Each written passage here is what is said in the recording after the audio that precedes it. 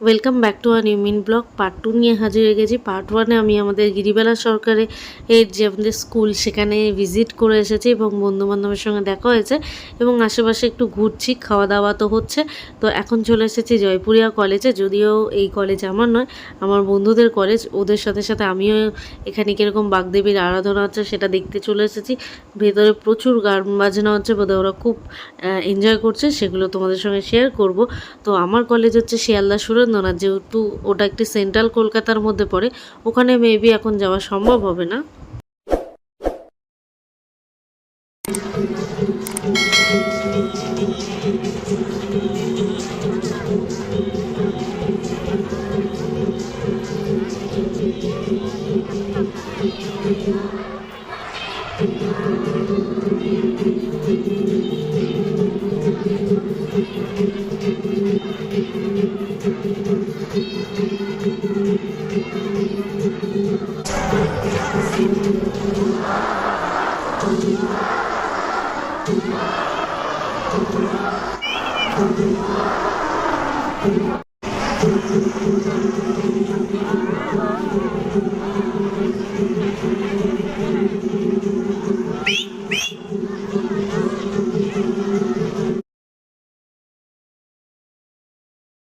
School college সমস্ত কিছু visit করার পর এখন চলে এসেছি মুক্তারাম বাবু স্ট্রিটে, যেটা গিরিশ পার্কের চত্বরে পড়ে। তোমরা হয়তো মুক্তারাম বাবু স্ট্রিট বলে চিনবে না, কিন্তু চোরবাগান সার্বজনীন তো বলে চিনবে, কারণ দুর্গাপুজো খুব ধুমধাম করে এই চোরবাগানে হয়।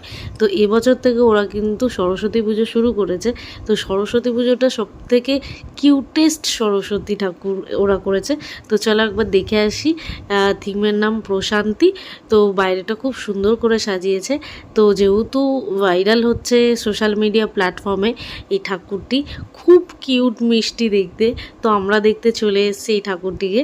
তো চলো একবার ভেতরে যাওয়া যাক, কেমন করেছে একবার নিজের চোখেও দেখি এবং তোমাদের সঙ্গেও শেয়ার করি।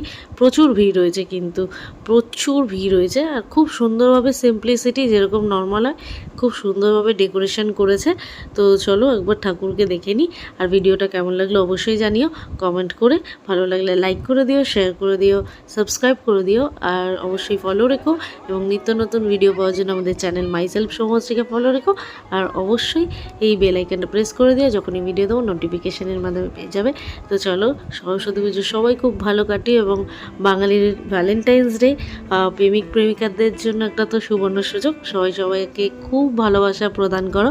ভালো থেকো, সুস্থ থেকো। তো চলো, নেক্সট ভিডিওর সঙ্গে দেখা হচ্ছে।